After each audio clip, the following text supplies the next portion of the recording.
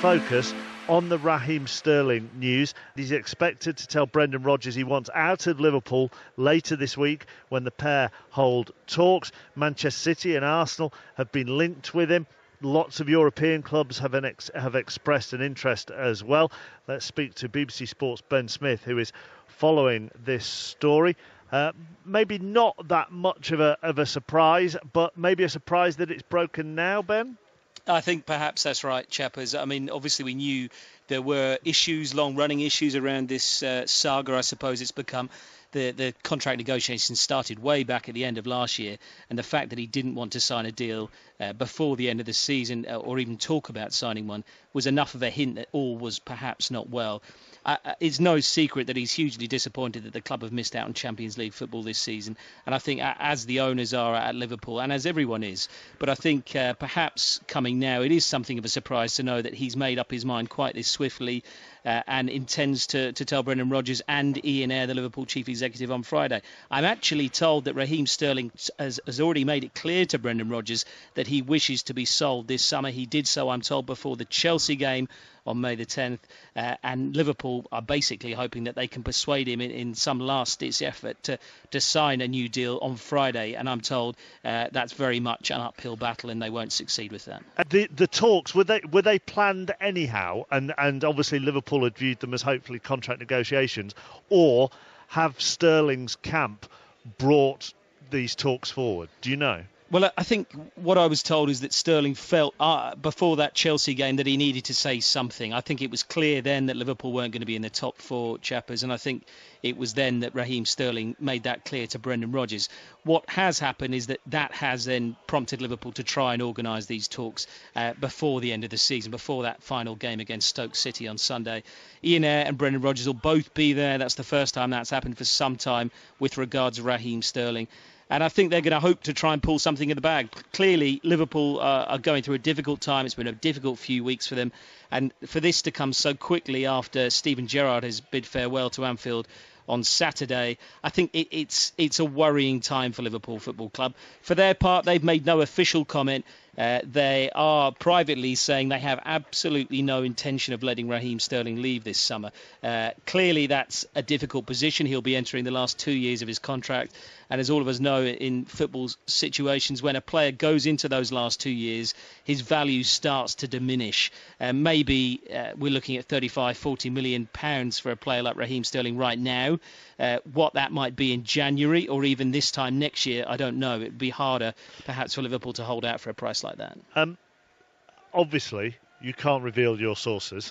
And no. But there is a serious point to this, and you have the story, obviously. But it broke. Obviously, you broke it, and it was everywhere within 20-30 seconds on social media. So you broke it, Sky had it, the Daily Mail had it, John Cross has written an article about it on the Mirror. It would imply, I know you might have to be careful how you answer this, but imply that it was targeted. Whoever wanted this out made sure that everybody who needed to know knew and were ready to go at the same time. Would that be fair? Yeah, I mean, clearly it's a tricky one. I suppose what we have seen throughout this saga, perhaps on both sides, is that the use of the media has been pretty key throughout, hasn't it? I mean, Raheem Sterling, of course, did an interview with the BBC only a month or two ago, and at Liverpool at that stage were unaware that it was happening, and clearly that caused issues with the two. So, yeah, I think use of the media has been an interesting lesson, I suppose, all the way through this saga, and perhaps some would have done it differently, and maybe on both sides there have been errors of judgment. But I think what's clear, however this has come out, whoever's broken it, is that all isn't well between Raheem Sterling and Liverpool Football Club, and it hasn't been for some time, and that his intention now is very much to leave Anfield this summer.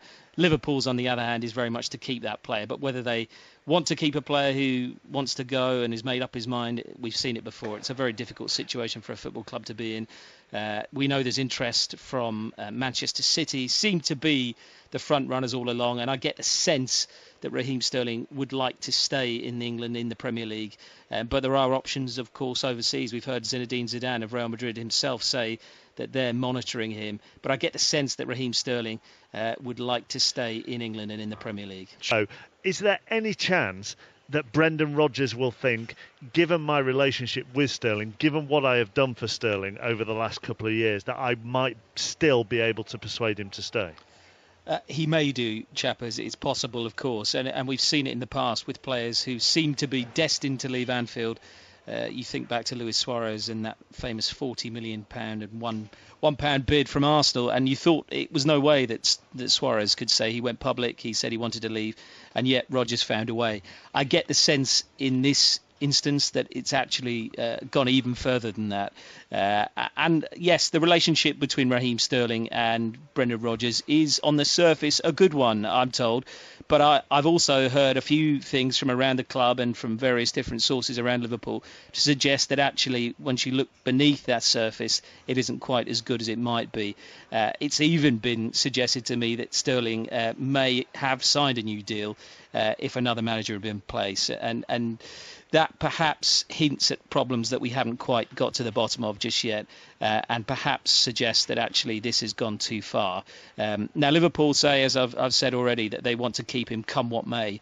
But when you've got those kind of issues going on behind the scenes, issues that we perhaps don't know the full extent of, this may have gone too far to rescue it. OK, Ben, thank you very much.